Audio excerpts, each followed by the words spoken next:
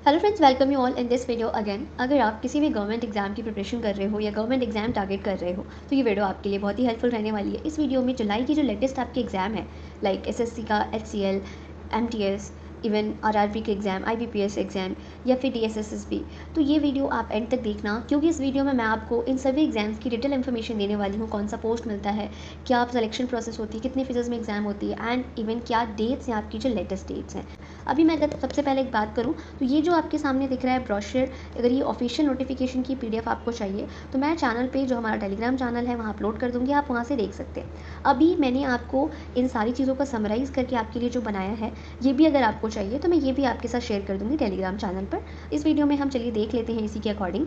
अब सबसे पहला अगर मेरा एग्जाम है देखूँ, मैं आपसे बात करूँ तो एसएससी सीएचएसएल, जिसे हम combined higher secondary level exam कहते हैं, इसकी डेट तो ऑलरेडी खत्म हो चुकी है। 18 जुलाई लास्ट डेट थी फॉर्म फिल करने की। अगर आपने फिल कर लिया है तो अब आगे देख लीजिए आप कौन कौन से पोस्ट और क्या सिलेक्शन प्रोसेस रहने वाली है।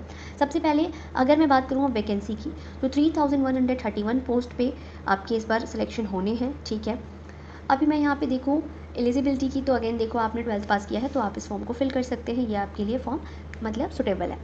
अब अगर मैं नेक्स्ट पोस्ट की बात करूँ तो इसमें आपको जो पोस्ट मिलते हैं वो है आपका लोअर डिविजनल क्लर्क। इसमें मेनली आपका काम होता है गवर्नमेंट ऑफिस में फाइल मेंटेन करना, डेटा एंट्री करना। फिर आपका जूनियर सेक्रेटरी असिस्टेंट का काम, जैसे फाइल रेडी करना, typing, noting, drafting.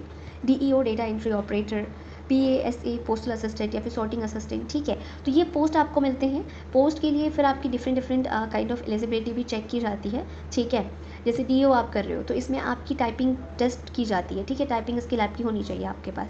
Selection process की बात करूँ तो देखो, नॉर्मली जो सबके लिए एग्जाम्स होते हैं, टीयर 1 का एग्ज़ाम होता है, फिर टीयर 2 का आपका एग्ज़ाम होता है। टीयर 2 के एग्ज़ाम में फिर आपकी, अगर मैं बात करूँ टेस्ट की, तो देखो टीयर 1 में तो मान लीजिए आपके सब्जेक्ट्स इंग्लिश, मैथ्स, रीजनिंग से क्वेश्चन आ जाते हैं। अब टीयर 2 में आपकी स्किल वाले टेस्ट होते हैं। ठीक है, डेटा एंट्री की स्पीड आपकी चेक की जाती है।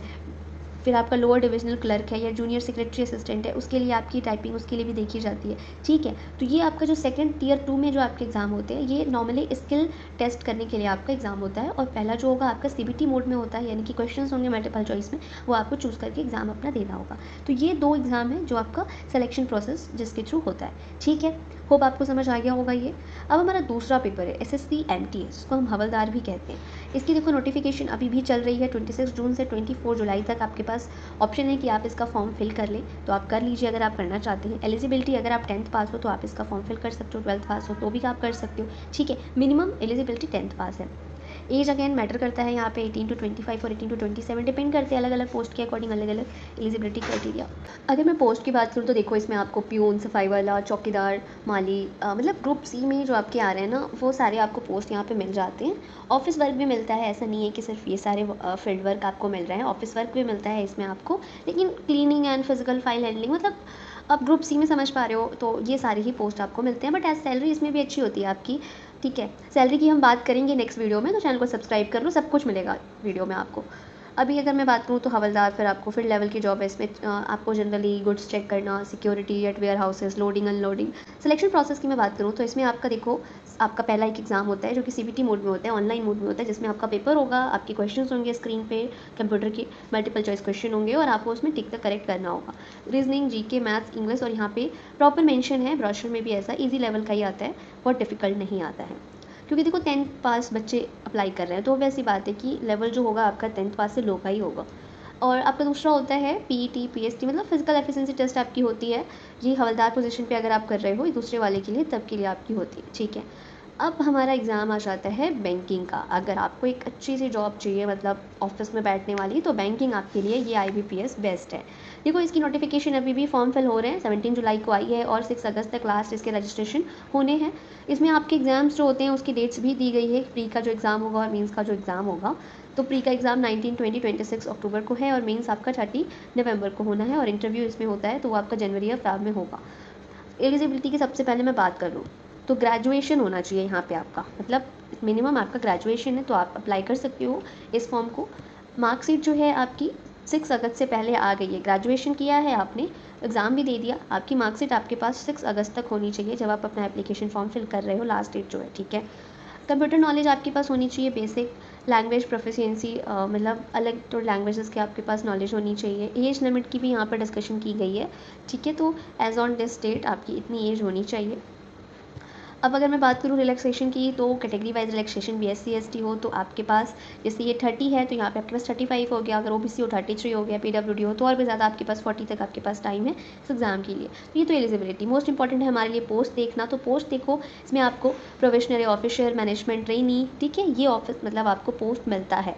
अगर मैं बैंक की बात करूँ कि कौन कौन से बैंक जो है अपॉइंट करते हैं इस एग्ज़ाम के थ्रू, तो जैसे Canara bank, bank of Baroda, Indian bank, union bank, ठीक है, ये आपको जो है इस एग्ज़ाम के थ्रू अपॉइंट करते हैं। रोल्स क्या आपको मिलते हैं, जैसे customer service, account management, loan processing, bank operation का जो काम होता है बैंकिंग का, वो सारी जॉब इसमें आपको मिलती है बैंक्स में। सिलेक्शन प्रोसेस में मैंने ऑलरेडी आपको बताया, प्री मेंस और इंटरव्यू 3 फेजेस होते हैं आपके इसमें एग्जाम्स में, ठीक है। तो होप आपको IBPS एग्जाम का भी क्लियर हुआ होगा। अगेन ना, सैलरी क्या है, किस पे लेवल पे मिलता है आपको, जॉब पे किस पे क्या मिलता है, सब कुछ मैं नेक्स्ट वीडियो में बताऊंगी। ये वीडियो थोड़ी लेंथी हो जाती है, इसीलिए इस वीडियो में डिस्कस नहीं कर रही हूँ। RRB आपका नेक्स्ट एग्जाम है, टेक्निकल रिक्रूटमेंट रेलवे का है ये आपका। इसकी भी आपके पास डेट है 28 जुलाई तक लास्ट एप्लीकेशन फॉर्म फिल करने की, आप कर सकती हो, ठीक है। अब मैं अगर बात करूँ तो देखो, एलिजिबिलिटी किसके लिए आपकी चाहिए, एजुकेशन क्वालिफिकेशन में ग्रेजुएशन चाहिए, और अगर आप मतलब टेक्निकल ग्रेड 1 में कर रहे हो तो BSc होना चाहिए फिजिक्स से, इलेक्ट्रॉनिक कंप्यूटर साइंस से, मतलब ये मैंडेटरी है। और अगर टेक्निकल ग्रेड 3 के लिए कर रहे हो तो 10th पास और साथ में ITI किया हुआ है तो भी आप एलिजिबल हो, ठीक है। 12th भी नहीं चाहिए, अगर 10th के साथ ITI कर लिया है जो कि डिप्लोमा आपका है, एग्ज़ाम के लिए आप एलिजिबल हो। एज लिमिट की मैं बात करूँ तो टेक्निकल ग्रेड 1 के लिए 18 to 36 एंड ग्रेड 3 के लिए 18 to 33। एज रिलैक्सेशन की बात करें तो अगेन कैटेगरी वाइज यहाँ पे आपको रिलैक्सेशन दी हुई है। देखो, पोस्ट की अगर मैं बात करूँ तो टेक्निकल ग्रेड 1 ये आपका, ठीक है, इसमें आपकी टोटल वैकेंसी है 1092, और टेक्निकल ग्रेड 3 में आपकी जो वैकेंसी है 7859 है, ठीक है। सिलेक्शन प्रोसेस की अगर मैं अगेन बात करूँ तो टेक्निकल ग्रेड 1 के लिए कंप्यूटर बेस्ड टेस्ट होगा आपका, फिर आपकी डॉक्यूमेंट वेरिफिकेशन, मेडिकल एग्जामिनेशन।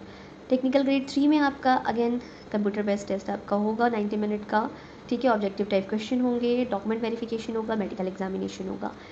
अगर आप दिल्ली से हो तो ये एग्ज़ाम है आपके लिए TSSSB। इस एग्ज़ाम को फिल करने की लास्ट डेट है 7 अगस्त, आप इसको फिल कर सकते हो। एलिजिबिलिटी की बात करें तो 10th पास हो, 12th पास हो, ग्रेजुएशन है, डिप्लोमा है और BEd है। एज़ पर पोस्ट, अलग अलग पोस्ट के लिए है आपकी।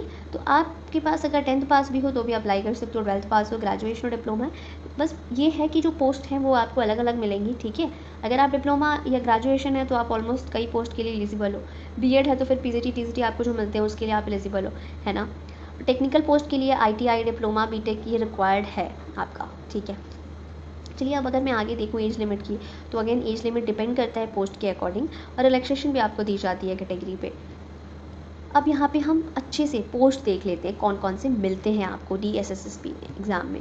Medical record clerk, Ayurvedic pharmacist, assistant sanitary inspector, lab technician, PGT English, math, pol science और भी सब्जेक्ट्स हैं, assistant teacher, section officer horticulture, pharmacist, junior radiotherapy technician, lab assistant, physiotherapist, welfare officer.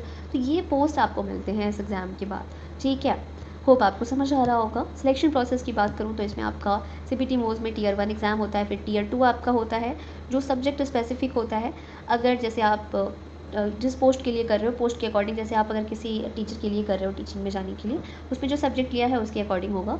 और फिर आपका एक स्किल टेस्ट होता है, जैसे कि अगर आप DO है, उसमें बहुत सारे ऐसे जॉब हैं तो उसके लिए आपका typing, stenography, driving etcetera check किया जाता है। फिर document verification and medical examination अगर एप्लीकेबल है एज पर योर पोस्ट, तो ये भी आपका किया जाएगा। तो ये थी डिटेल इन्फॉर्मेशन एवरी एग्ज़ाम की। अगेन आपको अगर कोई भी डाउट है, just comment on comment section. And yes, एक एक एग्ज़ाम की डिटेल्ड विद सिलेबस का एक्सप्लेनेशन के साथ वीडियो आने वाली है, तो चैनल को सब्सक्राइब करके बेल आइकन को प्रेस कर लीजिए। एंड आगे आने वाली जितनी भी लेटेस्ट नोटिफिकेशन होंगी गवर्नमेंट एग्जाम की, सब 1 by 1 मैं आपको बताऊंगी। प्लीज़ सब्सक्राइब करके बेल आइकन को प्रेस कर लें। मिलते हैं नेक्स्ट वीडियो में। Till then keep watching, keep learning.